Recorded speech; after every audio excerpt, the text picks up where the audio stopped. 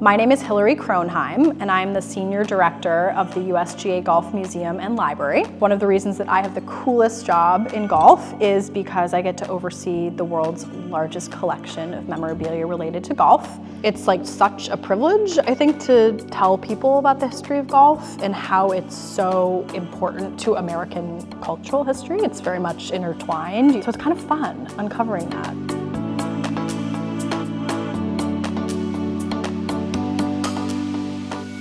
So welcome to the USGA Golf Museum. We are the oldest museum in sports, founded in 1936. So we have a couple rooms in the museum that are dedicated to some of our specific champions. So here we're in the Bob Jones room. So these are a collection of Jones's medals. He was on the museum committee and actually donated the bulk of his memorabilia to us throughout his life.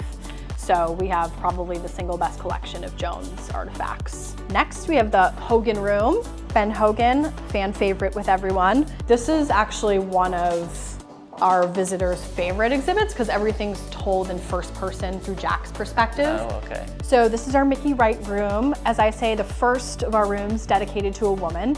Mickey Wright, many people who think is the best player of all time. And then, of course, Arnold Palmer. This is one of the most amazing pieces ever. This is a piece of art by Jim Chase made up of almost 23,000 words.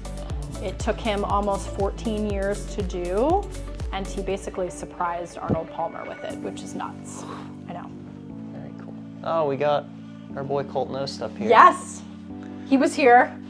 He had some funny recollections about that photo. That's so funny. He's quite a character. He is, yeah. It was fun.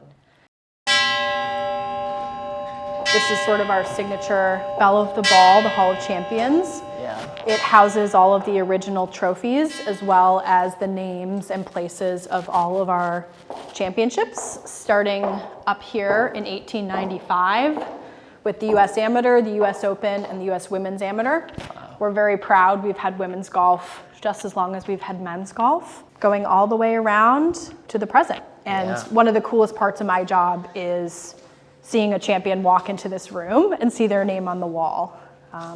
Sometimes they'll bring their kids in, they'll bring a piece of paper up and, kind of rub their name. It's pretty neat. It's so cool. I mean, you've got names from like C.B. McDonald all the way up through John Rahm, exactly. Matt Fitzpatrick, Lydia Ko, people of the contemporary game. So it's pretty cool to have them all in the same room here. Yeah, it's pretty fun. You can kind of stand in this room and get a good sense of the history of the game in America, really. Our original 1895 US Open medal. Here we talk about Francis Ouimet, America's first great golf hero. This is a perfect time capsule. So we have Ouimet's medal.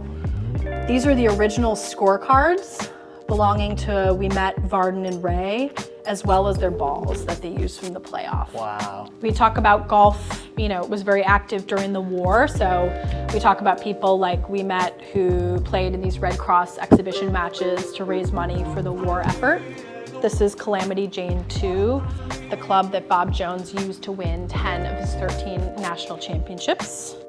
So I always point out these are two golf balls made by prisoners of war in a German concentration camp. Oh my gosh. Which is nuts.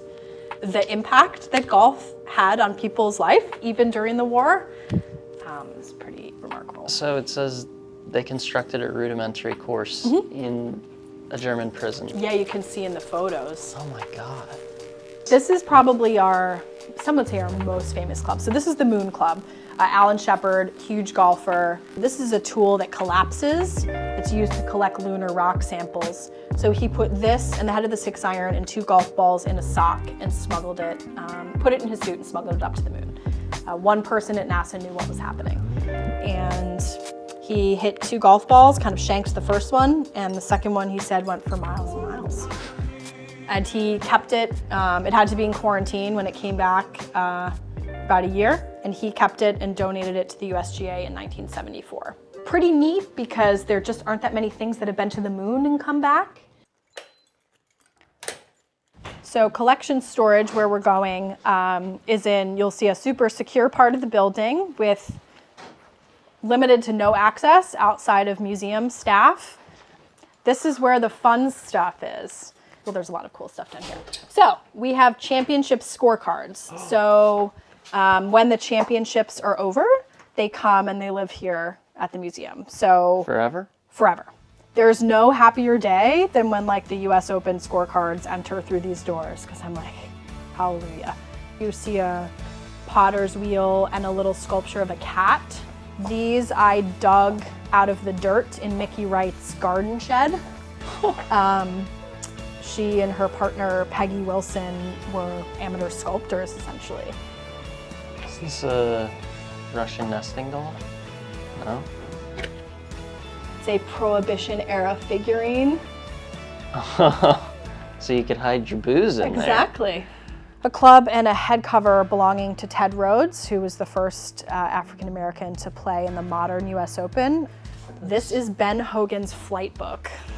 So this is kind of neat. We purchased a couple of years ago his dog tags, some of his kind of military-related things. There, see, it says pilot Ben Hogan. So if you had to ask me like what I think one of the coolest things is that we have a bag, a set of clubs, and some head covers that belong to Amelia Earhart, which is wild, wild.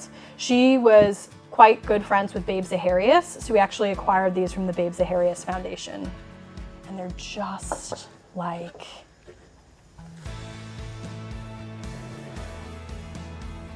you can see the AE Oh my gosh. here on them. I think this object is a great example of how we like to tell people about golf. We really try not to stick to that championship only, because you miss a whole swath of people in, history and popular culture. It's the greatest job in the world, really.